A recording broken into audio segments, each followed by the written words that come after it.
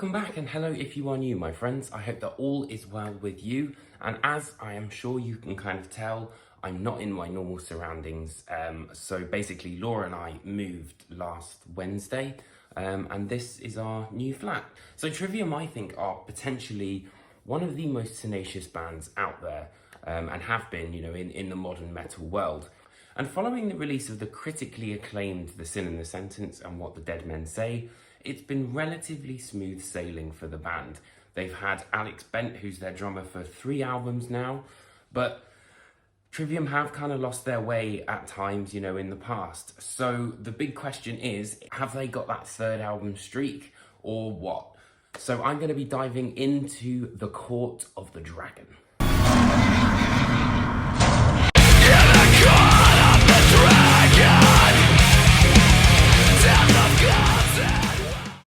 So Trivium have always gone for, I think, a sense of experimentation, and they have, to be fair, tried to push the boat out. They've always tried something different. Sometimes it's worked and sometimes it kind of hasn't, but this is why I think it's important to understand Trivium's history. With every release, there's been something that's kind of, been explored. So a great example is Silence in the Snow with Matt Heafy's vocals.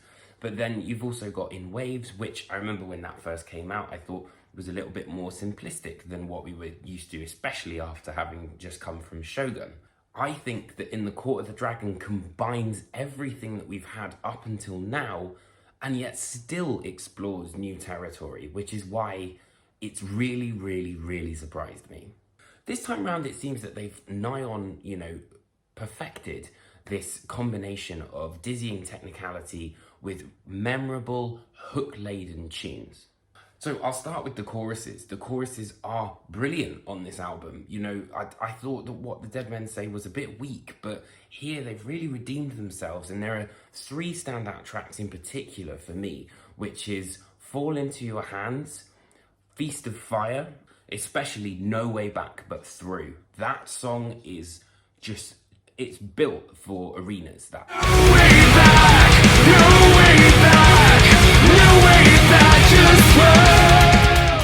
And then you could also argue, when looking at Matt Heafy, that ironically he has actually found his voice now, I find. And in terms of his ability, this has to be probably the most versatile performance I think he's given in many, many years. Of course, it wouldn't be a Trivium album without riffs, and there are some fantastic ones on display here. I have to say the Pantera style In the Court of the Dragon riff really caught me off guard, and I was a bit like, whoa, where did this come from? But I thought it was really, really interesting.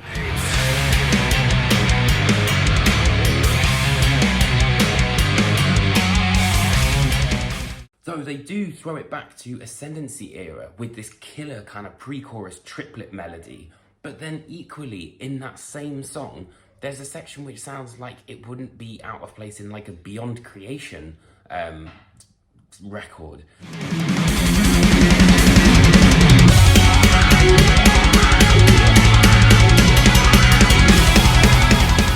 I personally think this is probably the most technical they've been since Shogun era, really. And the guitar solos on here are more often than not second to none. And there's a couple of standout moments, which for me is particularly the massive solo in Fall Into Your Hands, and that kind of cool diminished run, which is on Like a Sword Over Damocles.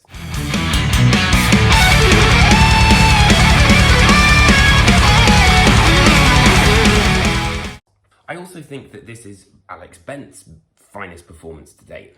He's such a really brilliant drummer because he not only is technically incredibly varied, but he also is able to kind of keep that really simple drumming that you need, especially when you're kind of looking at the bigger choruses.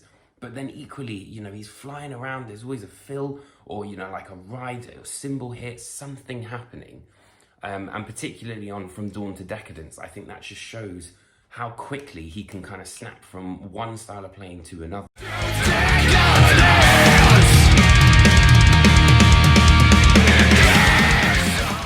And he really carries that song. Importantly though, and I think, this is where Trivium are really trying to go for this on, this next era, is that it sounds big. And you know, it goes from the introduction of X to a sort of dragon roar as we go into the title track. And it has this orchestration with it, and it's neatly bookended by the final track, which is the Phalanx. Also moments on here which have, you know, got keys and orchestration and things like that, which I'm led to believe were created by Isan. The man of the match when it comes to this album is without a doubt the Shadow of the Abattoir. I personally think that this is the best representation of Trivium now. And I really like the Iron Maiden-esque kind of Steve Harris, like do-do-do-do-do-do-do-do-do. It's got a real sense of story to it. And particularly where they kind of have this swelling verse into the chorus, and then it goes back down again. And then it comes back up again. And then at the end, this orchestration comes in to tie it all together. And like I said, it has elements from each era, I find, of Trivium, but also, you know, brings in this new era.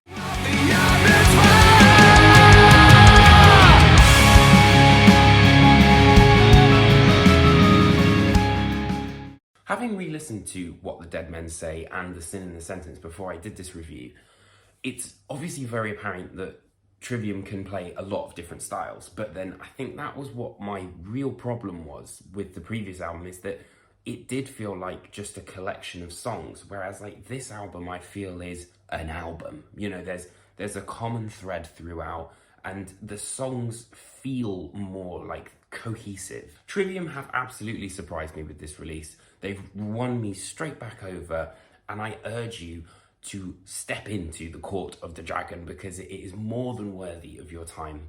So I hope you guys enjoyed this album review. Let me know what you think in the comment section below. If you did enjoy it, hit that like and subscribe button. And other than that, I will see you guys very, very soon. Take care, my friends.